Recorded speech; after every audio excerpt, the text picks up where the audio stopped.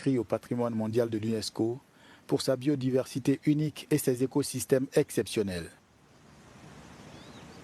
Ces dernières années, la valeur universelle exceptionnelle du domaine a fortement été menacée. Diminution de la faune, braconnage et exploitation du basal ainsi que d'autres activités humaines avaient poussé le Comité du patrimoine mondial à le déclarer officiellement en péril en 2007.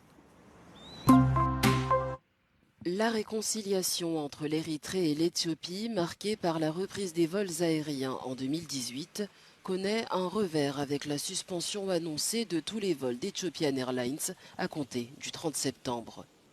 L'autorité de l'aviation civile érythréenne accuse Ethiopian Airlines d'être impliquée dans des pratiques commerciales malveillantes et des vols systématiques des bagages des passagers. Cette allégation inclut également des hausses de prix injustifiées et des retards prolongés. La plus grande compagnie aérienne d'Afrique a, elle, exprimé sa surprise face à cette annonce et a déclaré ne pas avoir reçu de détails sur les raisons spécifiques. Anat Nafou, porte-parole de la compagnie, a noté que cette suspension était particulièrement surprenante. Selon elle, l'Érythrée aurait demandé à la compagnie éthiopienne d'augmenter ses vols le 8 juillet. Au Kenya, 4 figures de l'opposition ont été nommées mercredi à des postes clés par le président William Ruto. Il s'agit de John Mabadi au portefeuille des finances, James Opiyo Wandayi à l'énergie et au pétrole, Hassan Ali Joho au ministère des Mines et de l'économie de la mer et Wycliffe Oparanya au ministère pour le développement des coopératives et des PME. Ces personnalités sont issues du parti de l'opposant Raila Odinga. L'annonce a été faite lors d'un discours à la nation. Le président kényan s'était engagé à nommer un nouveau gouvernement très représentatif en réponse aux manifestations qui secouent son pays depuis des semaines et menacent son pouvoir. Cependant, la majorité des 20 personnes nommées sont des membres de l'ancien gouvernement dissous, ce qui, selon certaines sources, a suscité la colère de plusieurs. Offrir des postes à l'opposition pour essayer de contenir la colère de la population alors que celle-ci n'en tire aucun profit n'est nullement opportun, se sont exprimés certains jeunes. Depuis le début des manifestations, au moins 50 personnes ont été tuées selon l'Agence nationale de protection des droits humains. Un vaste essai clinique mené en Afrique du Sud et en Ouganda a montré qu'une injection biannuelle d'un nouveau médicament offre aux jeunes femmes une protection totale contre l'infection par le VIH. Le lenacapavir, commercialisé sous le nom de Sulenka, est un nouvel inhibiteur de capside ayant une forte puissance antivirale. Au cours de la phase randomisée de l'essai, aucune des 2134 femmes ayant reçu du lenacapavir n'a contracté le VIH. Avec l'injection biannuelle, nous savons que les participantes seront très enthousiastes, simplement parce qu'il s'agit d'une injection plutôt que d'une pilule. Nous avons constaté que l'observance n'est pas toujours optimale lorsqu'il s'agit de la pilule, pour diverses raisons telles que le manque de temps ou la difficulté de se rendre en clinique pour récupérer les pilules. C'est pourquoi l'injectable à administrer 2 fois par an offre aux participantes un plus grand choix. L'essai visait également à déterminer si 2 autres médicaments, le Truvada et le Descovy, administrés quotidiennement sous forme de comprimés, pouvaient prévenir contre le VIH. Dans un groupe ayant reçu des pilules, environ 2% ont contracté le VIH par l'intermédiaire de partenaires infectés.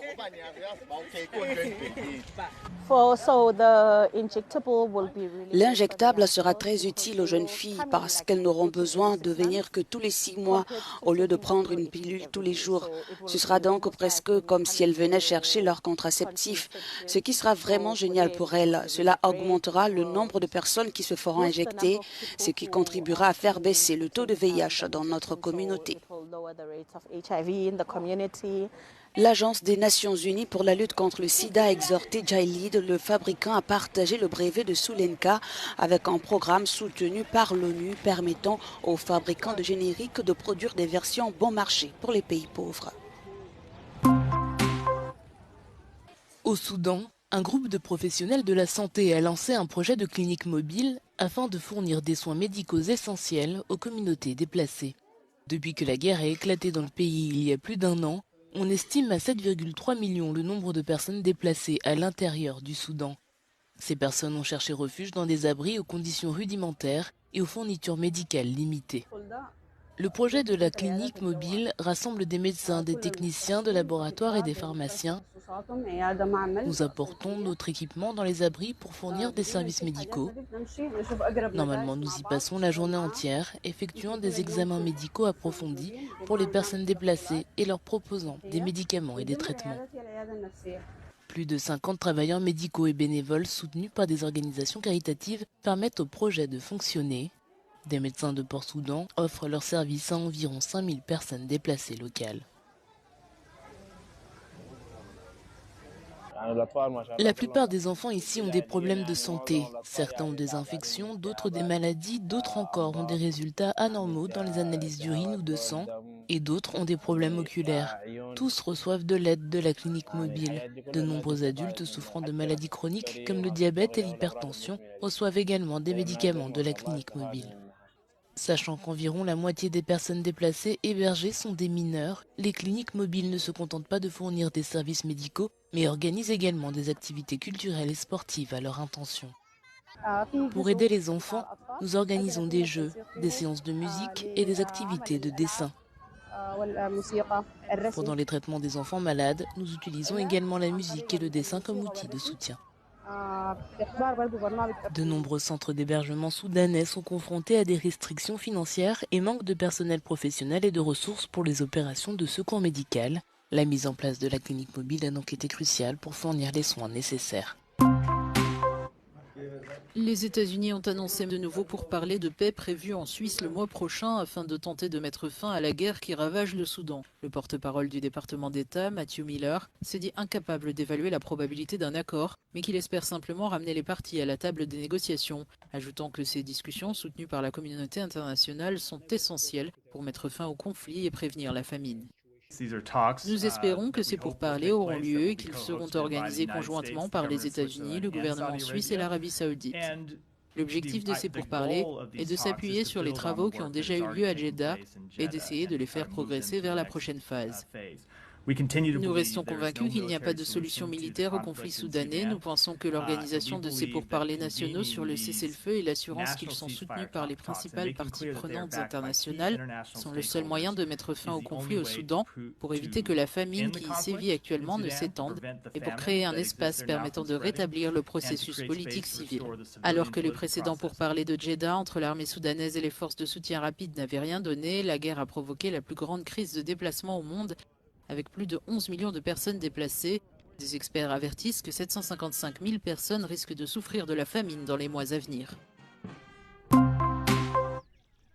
L'Organisation des Nations Unies pour l'alimentation et l'agriculture affirme que plus de 700 millions de personnes pourraient avoir souffert de la faim en 2023. Dans son rapport annuel sur l'état de la sécurité alimentaire et de la nutrition dans le monde, publié mercredi, la FAO précise que la situation est restée largement inchangée par rapport à l'année précédente.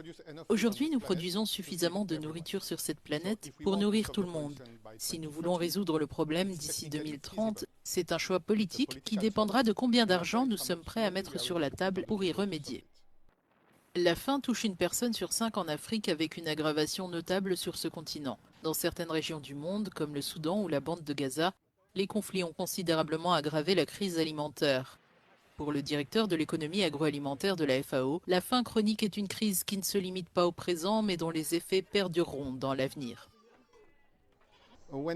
Quand on parle de sécurité alimentaire et de nutrition, quand on évoque la faim chronique ou quand on parle de malnutrition, ce n'est pas la crise d'aujourd'hui qui est en jeu, c'est l'avenir. En effet, les femmes enceintes et les enfants qui sont confrontés à un problème de malnutrition, aujourd'hui, en paieront le prix tout au long de leur vie. En ne résolvant pas le problème aujourd'hui, nous appauvrissons ces pays dans l'avenir. Le rapport anticipe que 582 millions de personnes, principalement en Afrique, seront chroniquement sous-alimentées d'ici 2030.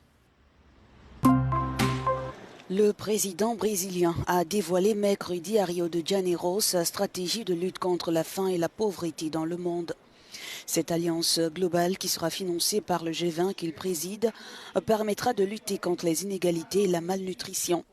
Il est urgent, a-t-il dit, de s'attaquer aux causes de la pauvreté qui affecte une personne sur 11 dans le monde et une personne sur 5 en Afrique. Les données publiées aujourd'hui par la FAO sur l'état de la sécurité alimentaire dans le monde sont terrifiantes. L'extrême pauvreté a augmenté pour la première fois depuis des décennies. Le nombre de personnes souffrant de la faim dans le monde a augmenté de plus de 152 millions depuis 2019.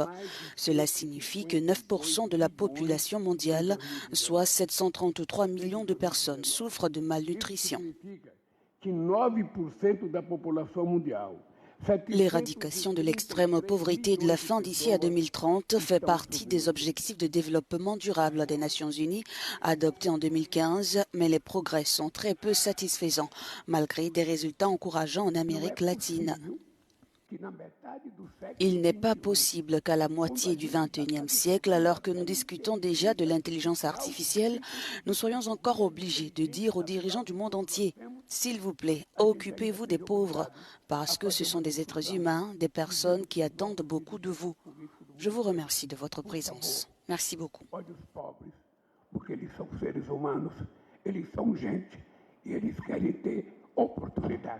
En plus de la lutte contre la faim et la pauvreté, les diplomates brésiliens comptent faire pression pour une réforme des institutions de gouvernance mondiale et plaider en faveur d'une transition énergétique durable.